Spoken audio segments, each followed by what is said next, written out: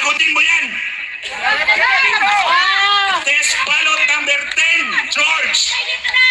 Ito ba, test ballot number 10. Ang binoto ay si Cheng Plaza plus si Lau Forton. Purposely, intentionally, in-overvote ng botante para matest. Kasi nakita na nga nila yung test ballot number 9 na mali. So, ang binoto ay si Cheng Plaza plus Lau Forton. So, anong labas? Overvote. Plus 8 konsihal ni Cheng Plaza. Pag-check ko sa election return doon sa screen, ang lumabas, si Lau Forton plus 12 konsihal. Test ballot number 10, George Garcia, cluster precinct number 240, Barangay Santo Niño, Butuan City. Sagutin mo yan! Ang ina nyo, ang tagal nyo lang tinataya yung eleksyon namin. Lahat ng umuupo, nagbabayad sa inyo. Anong ebidensya ko noong 2010, 2013, 2016 at 2019? Bakit hindi nyo sinasagot hanggang ngayon? O nag-meeting kayo 7 komisyoner dyan? Sana gumuho na lang kayo dyan eh. Wala kang simple eh. Ito, categorical to public accusation of an institution that is the cause of the problems of this country. Kayo ang problema ng bansang ito. Sige, lumabas kayo.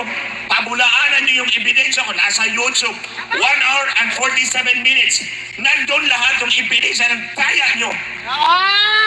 Kinasuhan nyo ba ako? Takot lang ninyo. Andito na ako sa harapan mo. George, bumaba ka dyan. Harapin mo ako. Hindi mo kaya kasi alam mo may ebidensya akong hawak. At hindi ako nagsisinungaling sa sambayan ng Pilipino. For 15 years, I fought for clean and honest elections. At ito ang kalaban ng sambayan ng Pilipino para malaman ninyo ang COMELEC, ang rason kung bakit naghihirap ang bawat Pilipino. Sa pagbibenta ng mga eleksyon, pagkaya ng eleksyon, kailangan tuldukan natin to. Nandyan yung affidavit ko.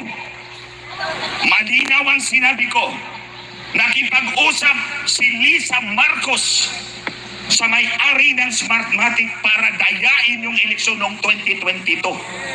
15 pages yung affidavit ko. Sinagot ba ni Marcos? Hindi. Kinasuhan ba ako ni Marcos? Hindi. Dahil totoo ang sinasabi ko. George, ulitin ko, ilang Pilipino ang dadayain mo ngayong Lunes sa araw ng halalan? Yes! Mabuhay ka, Tony Glenchon! Mabuhay, Tony Glenchon! Hinahamon ko talaga itong hinayupak na to. Hinahamon ko talaga. Ang gagaling nyo, 7 kayo dyan eh. Bumaba kayo dyan at harapin nyo ako. Bumaba kayo! Anong ginawa nyo? Tinanggal ako sa Facebook. Tinanggal ako sa Facebook 3 buwan bago ang halalan at ibabalik 3 buwan matapos ang halalan para hindi ako makapagsalita. Sinagot na ako ng mga abogado ng Facebook. Ang sabi nila mag-iimbestiga sila at pinadala ko yung affidavit ko kay Lisa Marcos na nandaya siya para malaman ng mga Amerikano na mandaraya talaga si Lisa Marcos. Tingnan ninyo, nandoon siya sa Roma. Hindi pumunta si Marcos para makipaglibing kay Pope Francis. Pumunta siya para makipagkita kay Donald Trump. Dinit ba siya ni Trump? Dahil alam ni Trump na mandaraya si Lisa Marcos. At ang enabler ng daya, itong COMELEC. George, ilang Pilipino ang dadayain mo ngayong araw ng sa Lunes, sa araw ng halalan? Marami! Bumaba ka dyan at sagutin mo ako. Kung malinis ka. Kung malinis ka. Pero kung hindi ka bababa, may tinatago ka. Tulad ng sinabi ni General Rio. At sigurado ako, kaya nga nandito ako sa harapan ng mga demonyo eh. Kasi alam kong hindi makakasagot yan eh. Alam kong hindi nila ako kayang labanin. Kaya dinadaan nila sa mga insidious machination, tanggalin sa Facebook, pero hindi kayang kasuhan at hindi kayang kumprontahin. George! I'm sure naririnig mo ako, andito na ako sa bakuran mo. Bumaba ka dyan at sagutin mo ang tanong ko, ilang Pilipino ang dadayain mo sa araw ng halalan? Hindi ka naman dyan! Maghandaan yung paghuli sa kanya! Yes! Lumabas ka na dyan! Mga kababayan, sino ang pipili ng halalan natin? Ang drug lord, ang crime lord, ang wetting lord at lahat ng lord na wala sa langit. So alam nyo, wala tayong puwang doon.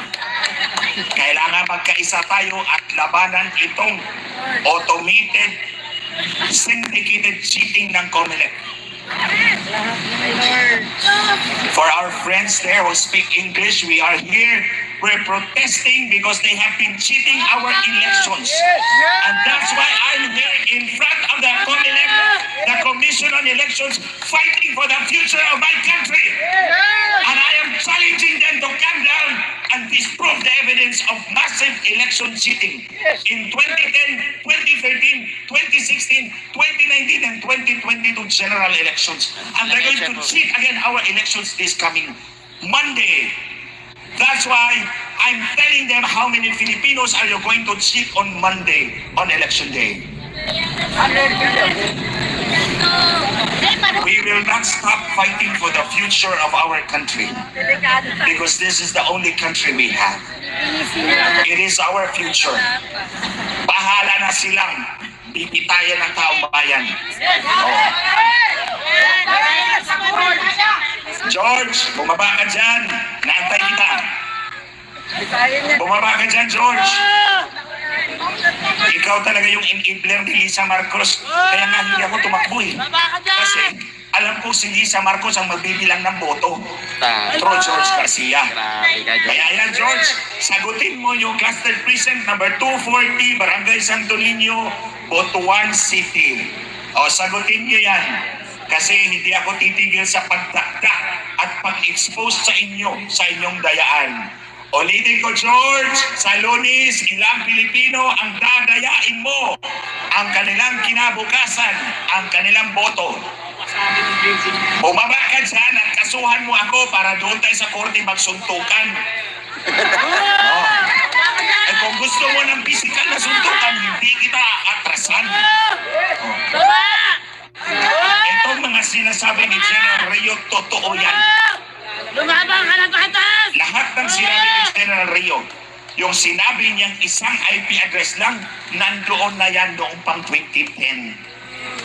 Ang sabi ni General 192.168.0.0.2.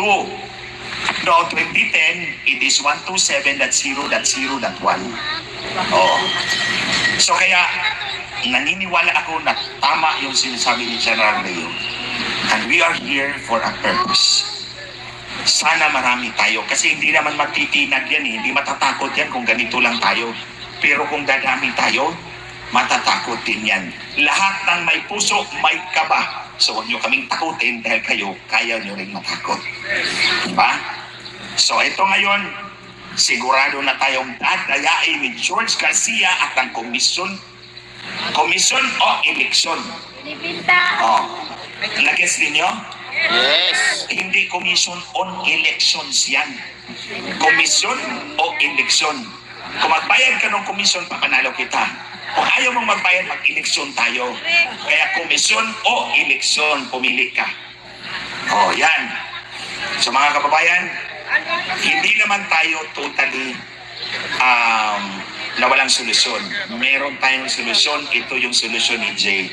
Bilangin natin ang voter receipt, ang boto na nasa resibo natin para masiguro natin na hindi tayo madadaya na mga lilalang na tulad ni George Garcia. Yes! Okay, finally, George, hindi ka bumaba, takot ka. Ulitin ko, George, sa Lunes, sa araw ng halalan, ilang Pilipino ang dadayain mo ang kanilang boto at kinabukasan. Maraming salamat po mga kababayan.